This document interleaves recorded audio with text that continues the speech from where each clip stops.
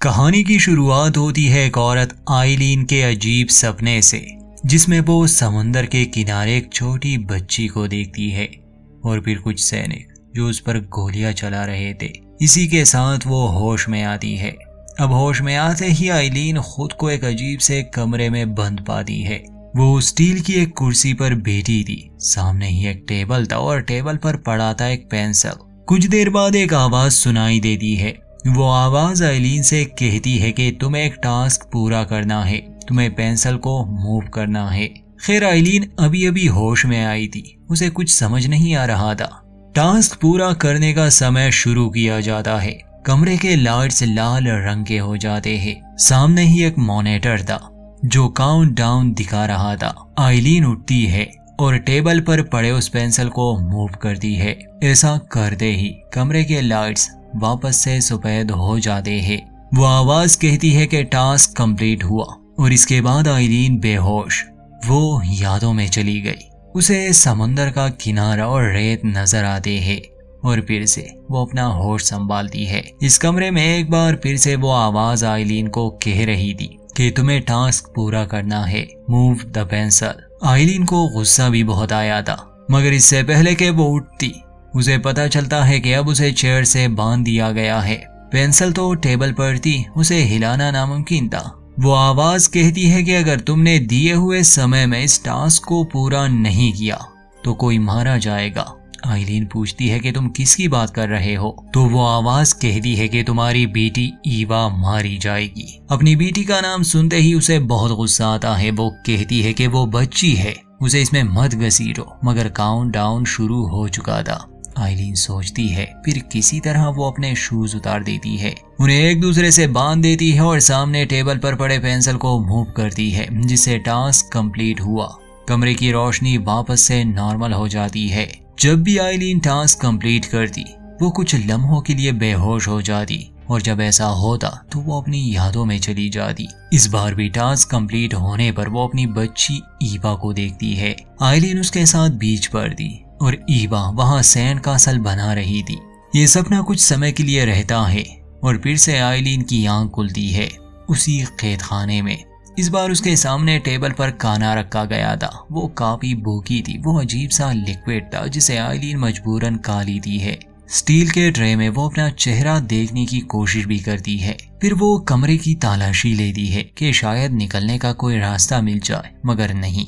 उसके सर में दर्द हो रहा था, इसलिए चेक करने के लिए वो अपने सर के पीछे हाथ लगाती है, जिससे पता चलता है कि सर का पिछला हिस्सा जख्मी है।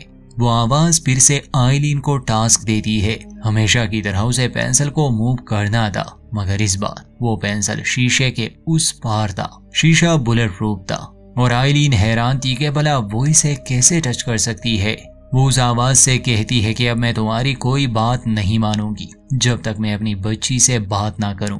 और सरप्राइजिंगली वो आवाज ईवा से कनेक्शन बना लेती है। आइलीन अपनी बेटी की आवाज सुनती है, इससे वो काफी ज्यादा जज्बाती हो गई। उसे पहले ही चेतावनी दी गई थी कि अगर वो टास्क को पूरा करने में नाकाम रही तो उसकी बेटी मारी जाएगी। काउंटडाउन शुरू हो गया। आइलीन अपनी पूरी कोशिश करती है, मगर पेंसिल को छूना नामुमकिन था। गुस्से में वो चिल्लाती है। किसी तरह वो पेंसिल अपनी जगह से हिलता है, जिस पर वो आवाज कहती है कि टास्क कंप्लीट हुआ। और हमेशा की तरह टास्क के कंप्लीट होते ही एक बार फिर से आइलीन यादों में चली गई। यहाँ वो अपनी बेटी ईवा के साथ बीच पर थी और वो बहुत खुश लग रही थी। इस बार जब आइलीन को होश आता है, एक अजीब सी बात होती है। इस बार वो इस कमरे में अकेली नहीं थी, बल्कि रॉजर नामी एक आदमी भी उसके साथ था, जो असल में उसका पति है, मगर आइलीन को सही से याद नहीं था। हाँ, रॉजर को सब कुछ याद था। वो आइलीन को देखता है, जल्दी से उसकी मदद के लिए उठता है, मगर चूंकि आइलीन को सही से कुछ याद नहीं था, इसलिए वो उसे काटने की कोशिश करती है। तब रॉजर उसे सारी बात समझाता है और आइलीन को याद आ जाता है। दोनों ही हैरान थे कि वो यहाँ पहुँचे कैसे। रॉजर उससे सवाल पूछने लगा कि तुम्हें आखिरी बात क्या याद है और वो आवाज क्या कहती है, मगर ऐसा कोई भी क्लू इन्हें नहीं मिलता जिससे ये दोनों जान सके इन्हें कौन यहाँ लाया और किस लिए। कुछ देर बाद फिर से आवाज सुनाई देती है और इस बार वो आइलीन को मुश्किल टास्क देती है। टास्क ये था कि आइलीन को अब उस पेंसिल को तोड़ना था। रोजर पहले तो इन बातों पर यकीन नहीं कर रहा था, मगर आइलीन बताती है कि अगर मैंने टास्क पूरा नहीं किया तो वो ईवा को मार देंगे। अब रोजर को भी फिक्र होने लगी। काउंटडाउन शुरू हो चुका था। रोजर जब पेंसिल तोड़ने की कोशिश करता है तो कमरे के लाइट्स बदल जाते हैं और वो आवाज वार्निंग देती है कि ये काम सिर्फ मेन सब्जेक्ट यानी कि सिर्फ आइलीन को ही करना है। ये रूल्स है और ये लोग रूल्स को नहीं तोड़ सकते। आइलीन को चेयर से बांधा गया था। रोजर भी घबराया हुआ था। वो उसे खोलने की कोशिश करता है मगर कुर्सी जमीन के साथ फिटती। दोनों की बहस हो जाती है और तभी आइलीन अपने दिमाग की शक्ति से उस पेंसिल के 2 टुकड़े कर देती है। अब कहानी कुछ समझ आने लगी कि आइलीन में कुछ शक्तियां है और जिसने भी इन्हें यहाँ कैद करके रखा है वो या तो आइलीन पर एक्सपेरिमेंट्स कर रहा है या आइलीन में ये शक्तियां पहले से ही मौजूद है और वो लोग इसे बस टेस्ट कर रहे हैं। खैर टास्क के पूरा होते ही एक बार फिर से आइलीन बेहोश और उसे वही सपना आता है। वो बीच पर है अपनी बेटी के साथ, मगर इस बार वो रोजर को भी देखती है। होश आने पर अब वो काफी थका हुआ फील कर रही थी। रोजर भी यहाँ फंसा था। असल में जब आइलीन बेहोश हुई थी रोजर भी बेहोश हो चुका था। तो होश आने पर वो देखते हैं कि टेबल पर पानी के 2 बॉटल्स और खाना रखा है। रोजर आइलीन से कहता है कि यहाँ जरूर कोई दरवाजा होगा। जब हम बेहोश थे कोई आया और ये खाना रख के गया। फिर रोजर उस इंसिडेंट के बारे में बताता है कि मैंने अपनी आंखों से देखा तुमने कैसे दिमाग की शक्ति से उस पेंसिल को तोड़ दिया।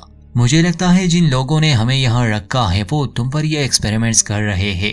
इसे साइकोकिनेसिस कहते हैं और गवर्नमेंट कई सालों से इस तरह के अजीबो गरीब प्रयोग कर रहे हैं, खासकर इंसानों पर। आइलीन को बहुत प्यास लगी थी। वो पानी की मांग करती है मगर उन्हें डर था, इसलिए सिर्फ आइलीन ही पानी पीती है कि कहीं इसमें जहर ना हो। अब पानी पीते ही वो सो जाती है क्योंकि वो बहुत थक चुकी थी। हालांकि रोजर उसे कुछ खाने को भी कहता है मगर आइलीन को गुस्सा आया था। वो उसके हाथ से ट्रे गिरा देती है। एक बार फिर से आइलीन अपने सपनों में पहुंच गई। हर बार वो बीच को, ईवा को और अपने पति को देखती है। होश आने पर वो पाती है कि उसे कुर्सी से बांधा गया है। सामने टेबल पर एक बकेट और बॉल पड़ी है। वो आवाज एक बार फिर से आइलीन को टास्क देती है कि तुम बॉल को बकेट में डालो। अब ये लोग समझ चुके हैं कि ये सब आइलीन को करना होगा, वो भी अपने दिमाग की शक्ति से, और अगर वो बात नहीं मानेगी तो उसकी बच्ची मारी जाएगी। रोजर भी ये नहीं चाहता था, इसलिए वो आइलीन को मनाता है और उसे हौसला देता है कि तुम ऐसा कर सकती हो, बस कोशिश करो। मगर आइलीन कहती है कि टेबल मुझसे बहुत दूर है।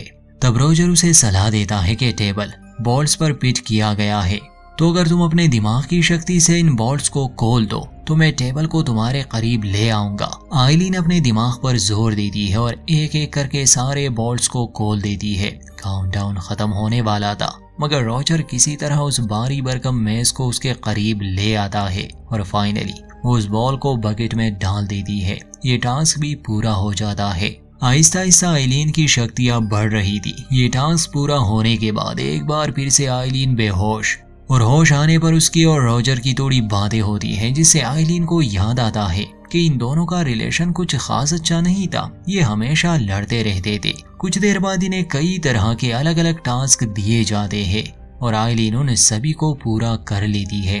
अंत में उसे गन को असेंबल करना था। आइलीन ने आज से पहले गन को कभी फिट नहीं किया था। रोजर उसकी मदद करना चाहता था मगर उसकी पुरानी आदत थी, वो आइलीन पर गुस्सा करता है। इस बात को लेकर आइलीन का उससे झगड़ा शुरू हो गया। आइलीन को इतना गुस्सा आता है कि वो उस गन को भी असेंबल करती है और रोजर पर गोली भी चलाती है, मगर ठीक समय पर वो उस गोली को रोकती भी है। टास्क पूरा हो जाता है और आइलीन फिर से बेहोश, मगर इस बार रोजर काफी घबराया हुआ था। होश आने पर रोजर देखता है कि आइलीन अब काफी कमजोर लग रही है। वो उसे खाना खाने के लिए कहता है। रोजर की बात मानकर वो खाना खा लेती है, पानी पीती है। उसे नींद आ गई। जागने के बाद वो पाती है कि रोजर को एक बॉक्स में बंद किया हुआ है। अब ये टास्क खतरनाक होते जा रहे थे। वो आवाज कहती है कि तुम्हें अपने पति को बचाना है। वो बॉक्स रेत से भर रहा था मगर इस बार आइलीन की पावर्स असर नहीं करती, क्योंकि अब की बार जब वो बेहोश हुई थी तो उसका सपना बड़ा ही डरावना था। उसे ईवा नहीं मिलती, बस उसके कपड़े और जूते मिलते हैं जिस पर खून था। शायद यही वजह थी कि अब वो अपने शक्तियों पर ध्यान नहीं दे पा रही थी। देखते ही देखते रोजर मारा जाता है और वो आवाज कहती है कि तुम नाकाम रही। इसलिए अब ईवा भी मारी जाएगी।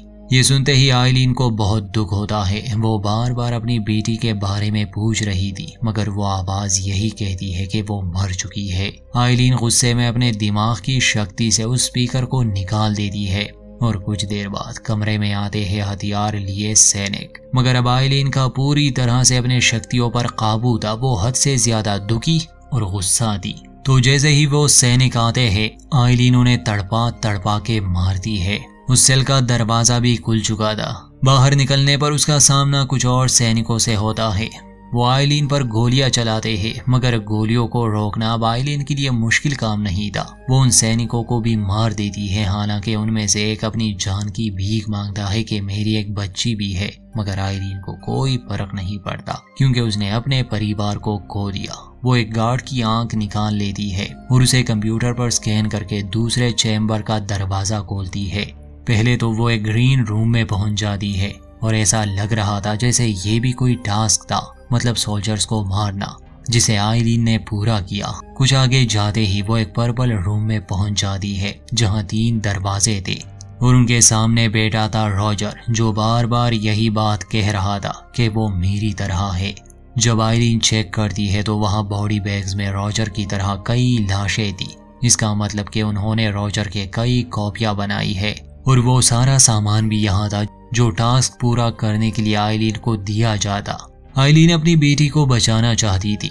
वो इस भूल भुलैया से निकलने की कोशिश करती है और अंत में वो पहुंच जाती है एक ऐसे हॉल में जहां से सूरज नजर आ रहा था। यहाँ वो आवाज एक बार फिर से सुनाई देती है। आइलीन बार बार अपनी बच्ची की मांग कर रही थी, मगर वो आवाज कहती है कि ईवा मर चुकी है। आइलीन सच जानना चाहती थी। उसके सर में एक चिप लगाया गया था। जब उसे एक्टिवेट कर देते हैं तो उसकी सारी यादें लौट आती है, जिससे हम भी जान पाते हैं कि एक बार जब ये परिवार समुंदर के किनारे गया था, वहाँ एक हादसा हो चुका था। रॉजर हमेशा लड़ता रहता था। वो अल्कोहलिक था और जिम्मेदारियों से दूर भागता था। बीच पर ही उसका आइलीन से झगड़ा हो गया। आइलीन में ये शक्ति आप पहले से ही मौजूद थी, तो वो अपने गुस्से पर काबू नहीं रख पाती और अपनी शक्ति का अनजाने में गलत इस्तेमाल करके अपने पति रॉजर को मार देती है और ईवा को भी। तब से सरकार ने इसे यहाँ रखा है ताकि आइलीन अपने शक्तियों पर काबू रख सके। ये सब जानकर उसे बहुत दुख होता है। वो आवाज कहती है कि अब तुम रिहैब जाने के लिए तैयार हो, मगर आइलीन जानती थी कि उसका परिवार तो खत्म हो चुका है, इसलिए वो वापस से जाना चाहती थी उसी सेल में और ये सब रिपीट करना चाहती थी।